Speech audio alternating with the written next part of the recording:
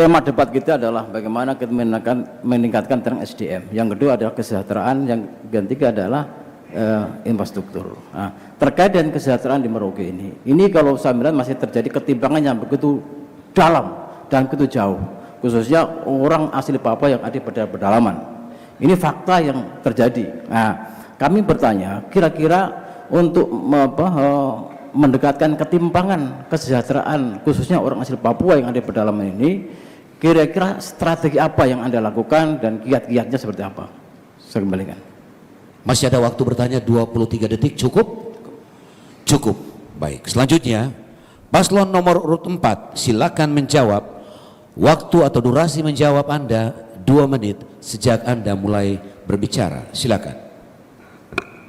Baik, terima kasih atas pertanyaan yang disampaikan kepada paslon nomor urut 4. Yang pertama adalah yang harus kita lakukan adalah bagaimana kita membenahi data, sehingga Merauke satu data itu menjadi penting, sehingga data terkait dengan keluarga sejahtera, keluarga prasejahtera 1, keluarga sejahtera dan lain sebagainya harus kita data secara lengkap, sehingga siapa-siapa yang nanti atau keluarga mana yang akan diberikan bantuan atau pelayanan itu yang akan kita lakukan ke depan, sehingga benar-benar menjawab persoalan yang dihadapi oleh keluarga-keluarga kita. Ini satu hal yang mendasar sekali untuk kita lakukan untuk program-program sosial yang menunjang kesejahteraan ke depan.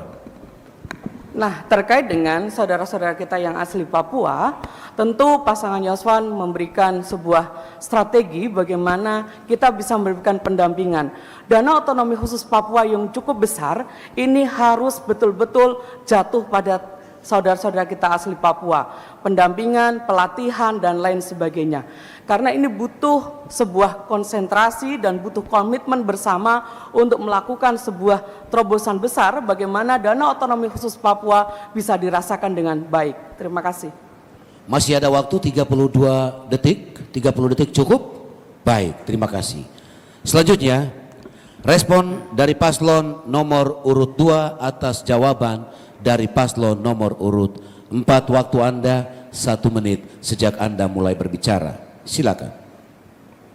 Ya, saya kira supaya masyarakat kita ini juga ada pemerataan yang setara, tentu pemberdayaan saya kira suatu hal yang harus kita lakukan, karena sehingga mereka yang ada di pedalaman ini, khususnya orang asli Papua baik di pedalaman maupun di perkotaan, ini saya kira juga perlu ada pemberdayaan sehingga mereka perekonomian betul-betul terangkat gitu. Karena dengan perekonomian yang terangkat, dia berdaya, mempunyai pendapatan yang setara, ini saya kira juga menjadi suatu satu upaya. Saya kira terkait dengan pemberdayaan seperti apa konsep Anda? Masih ada waktu? Cukup? Baik. Selanjutnya paslon nomor urut 4 memberikan respon atas klarifikasi ataupun respon dari paslon nomor urut 2. Silakan. Iya, pada dasarnya tujuan utama kami semua pasti kesejahteraan untuk semua dan adil. Nah, itulah yang kemudian kami tekankan bagaimana pendampingan yang betul-betul nyata, pendampingan yang konkret untuk saudara-saudara kita asli Papua.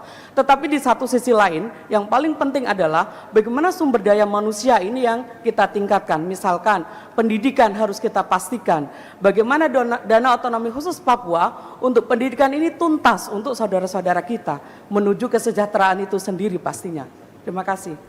Masih ada waktu 27-25 detik. Cukup? Baik, terima kasih.